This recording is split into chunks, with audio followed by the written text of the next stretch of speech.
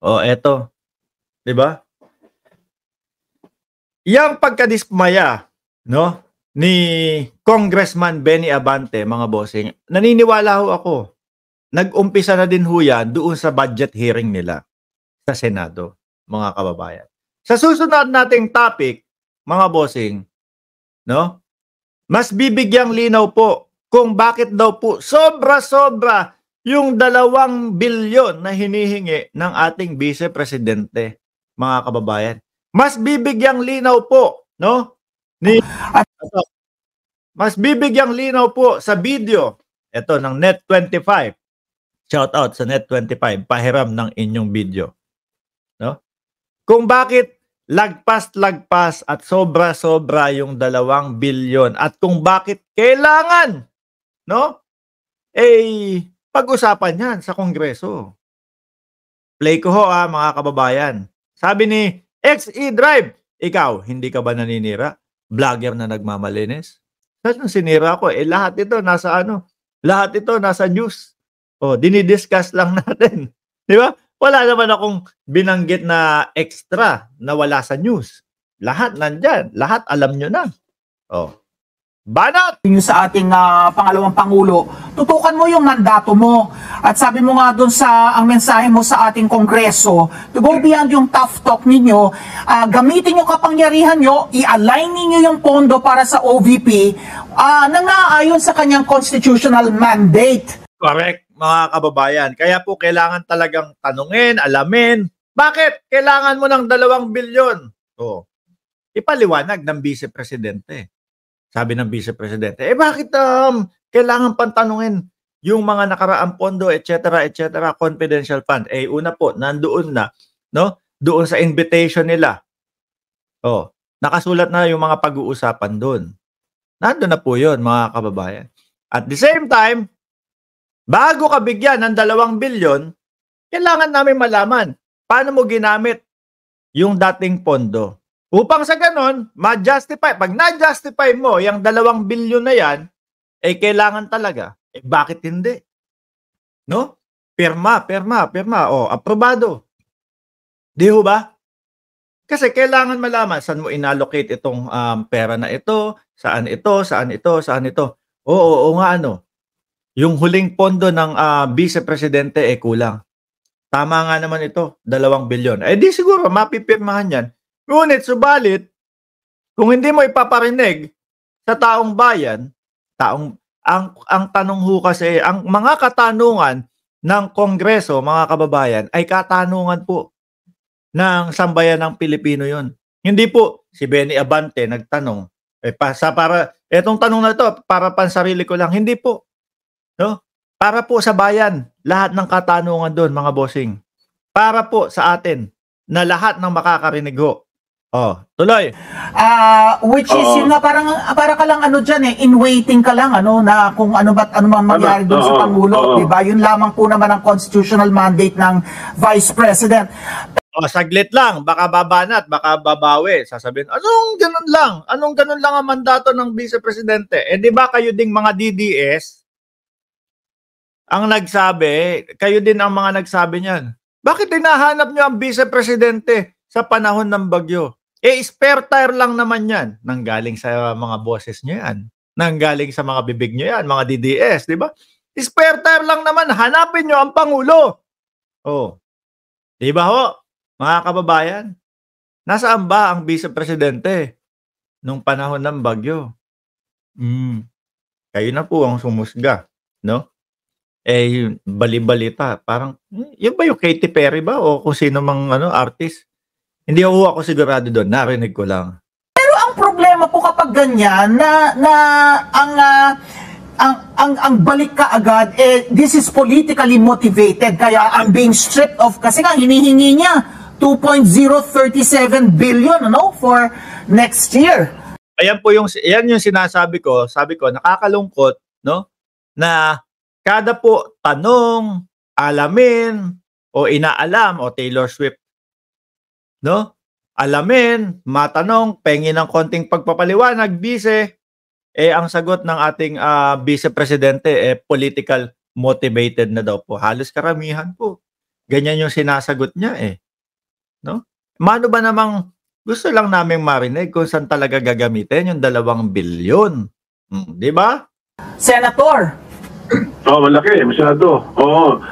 Kaya nga tayo legal lang ang aking reasoning, legal lang ako, stick to the Constitution.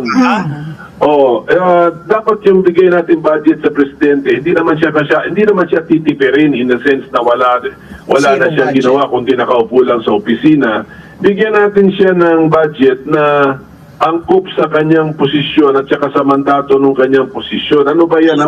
Ayun, yung sakto lang. Di ba? Walang pasobra, walang kulang. Hindi titipirin. Hindi yung sobra-sobra. Grabe. Maririnig nyo din po dito sa balitang ito, mga kababayan. Maririnig nyo din po dito sa balitang ito, halos 100 million kung di ako magkakamali. Pero sasabihin po yan, no, ni Senator Pimentel. 100 million para sa advisor ng Vice Presidente. No. Hindi naman pwedeng hindi. Hindi naman pwedeng wala. Kaya lang, 100 million para sa mga advisor. Parang sobra-sobra naman yata. Sabi ko nga, dapat parati siyang ready maging presidente anytime. Kahit mamayang gabi, kahit bukas, dapat handa siya maging presidente. So ang kilos niya, ang official schedule ni Vice President, parati siyang merong briefing, parati siyang nag-aaral, parati siyang nagbabasa. Kung kailangan niya mag-international conference, punta rin siya doon. Bigyan din. Kumbaga, parang mag-aaral po ang Vice Presidente. Anytime, handa ako maging presidente kasi inaaral ko to during my term. Di ho ba, mga kababayan? Pag kami nangyari kay Pangulong Bongbong Marcos, kinabukasan ako na.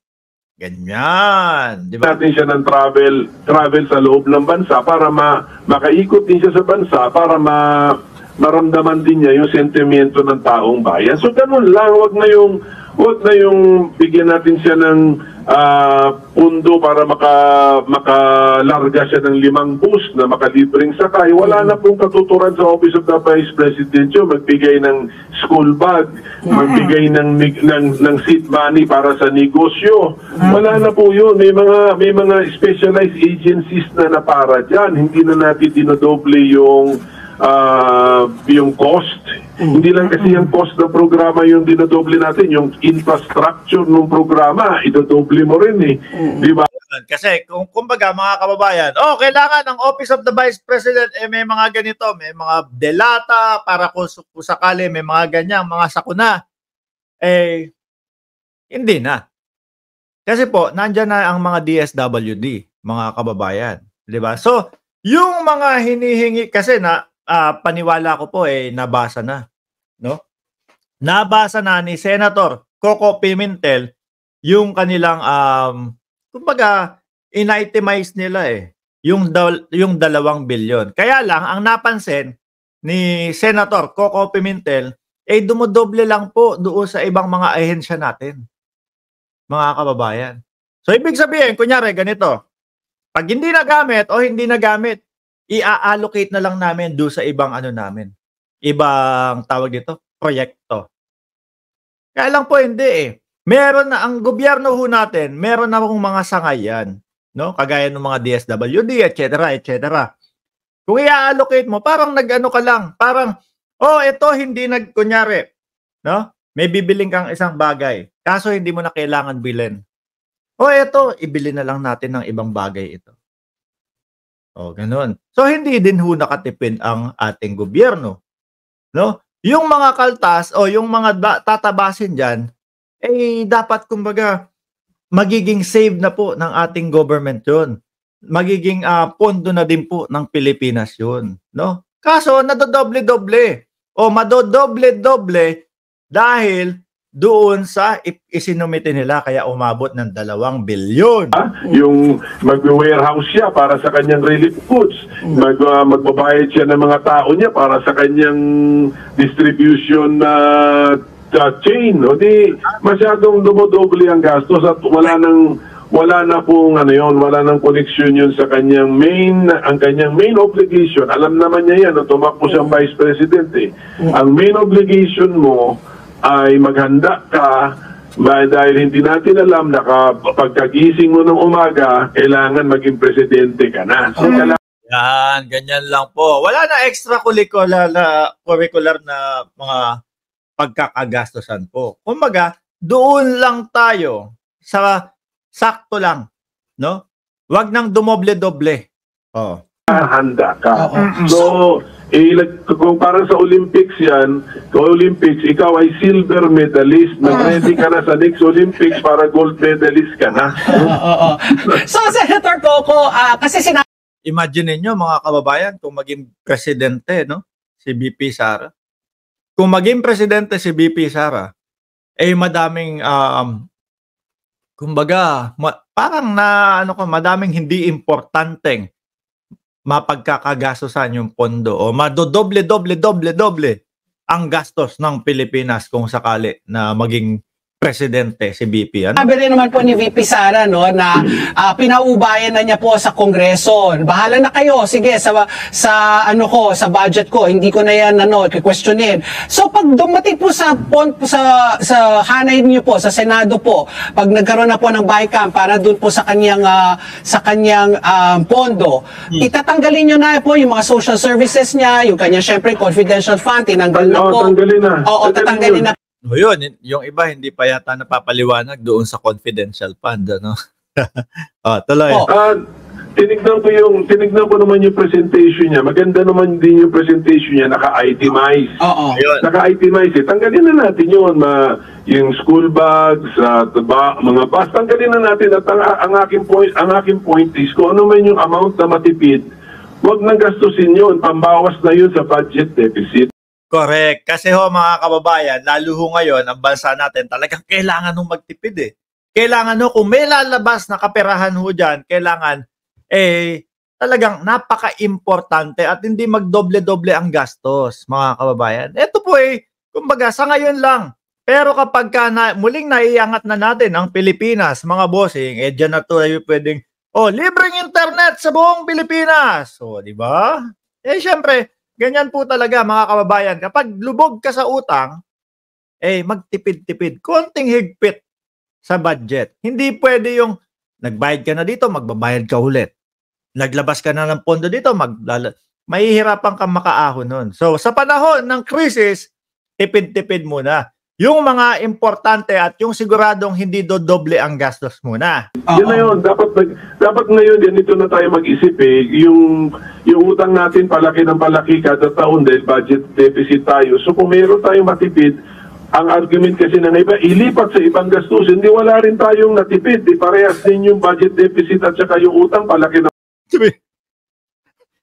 Yan ba yung napabalita na yung ibang pera ng confidential fund nilipat sa tree planting? Kung hindi ako nagkakamali, mga kababayan, kung hindi ako nagkakamali, wala ding natipid kung ganon yung siste. Di ba? Gusto mo nga lumiit sa mga nagnenegosyo, sa mga negosyante po, mga kababayan. As much as possible, kailangan po yung expenses namin o yung expenses nung negosyo mo, as much as possible, maliit. Ano po? Upang sa ganon, yung kikitain, mas maganda. Ano? So, sa atin po, mga kababayan, kumbaga, tipo bang kailangan makatipid para mas maganda ang kita. Sa atin naman, kung pagpapaliwanag naman po sa bansa natin, paliitin muna natin yung expenses, no? Para makabayad tayo na makabayad ng utang at hindi lumobo ang utang ng Pilipinas. Pag dumating ang panahon, okay na. Saka tayo paginhawahin. Yung mga extracurricular na hindi naman dapat pagkagastusan muna at hindi kaya ng bansa, wag muna yan. Diba? Palaki. So kung ano yung natanggal natin doon, wag na natin ilagay sa iba, pang-reduce na yun ang budget deficit. So, napansin ko rin, napakadami niyang mga professional fees na hinahire.